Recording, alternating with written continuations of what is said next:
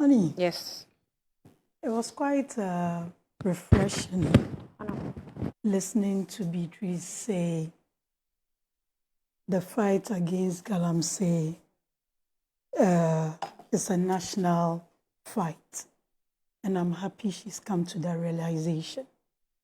But just a few seconds after that, I even lost count of the number of times she mentioned the MPP in her submission. I was trying to count. I lost count. But when we sat in the studio, and I can speak for myself, and we said galamsey fight was a national fight, Beatrice was in total disagreement. Today, you realize it's a national fight. Fantastic. Let's all keep it. Because the water that we drink doesn't know color, doesn't know political thing. The MPP should keep quiet. That's interesting. We are no longer Ghanaians, or we are no longer citizens to express our opinions in things anymore. And they all keep saying that. You hear it from government officials, you hear it from NDC communicators, that we should keep quiet.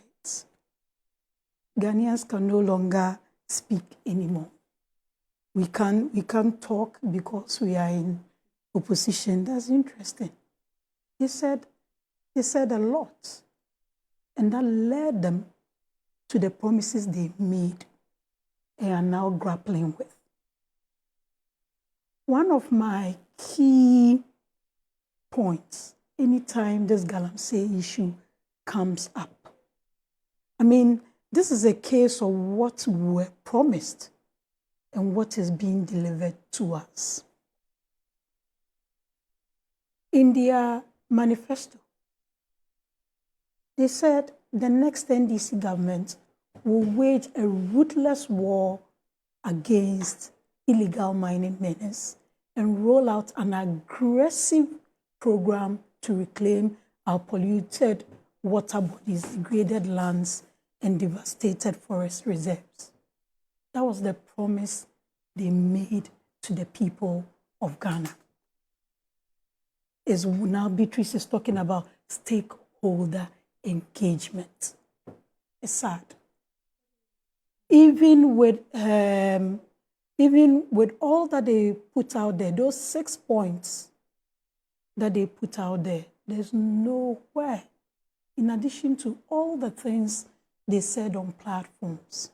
Some of the key things they spoke about was arresting, giving amnesty to those that have been arrested under the Nana Akufo-Addo government and going after the campaigns. Has that been done?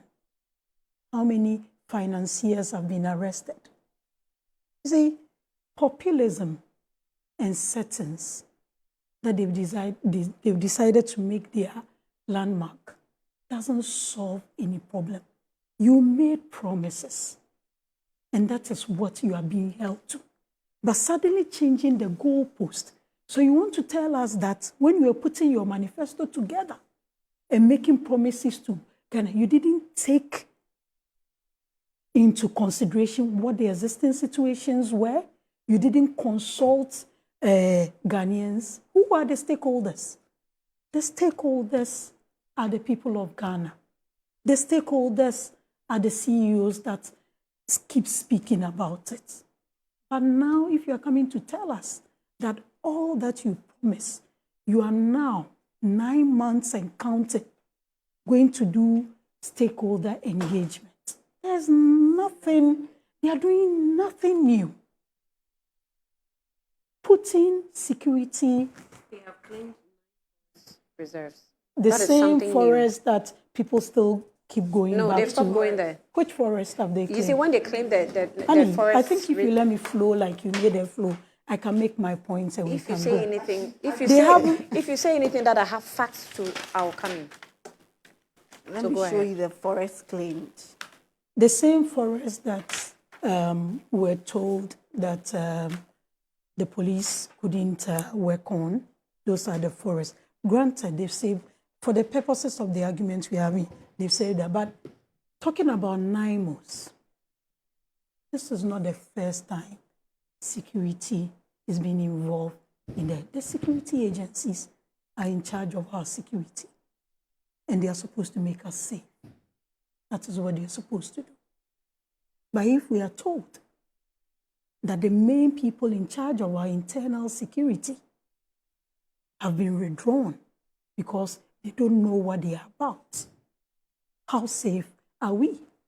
What do you mean? Now we are being told that galamsey is still going on. We all know galamsey is still going on.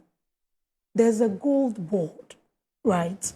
Gold board is now in charge of any gold that goes out of this country. Not any gold. We'll qualify that statement. Go ahead. Can I make my submission, Beatrice?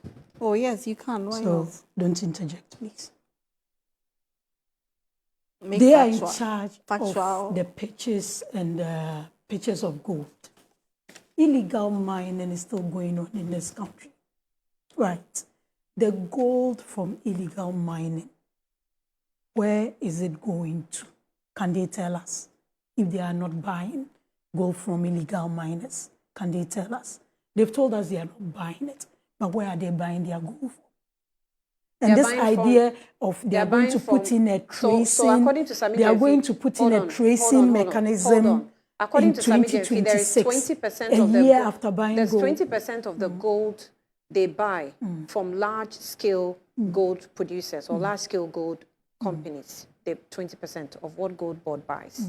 They buy from large scale, and then from the small scale mining, they buy from private licensed.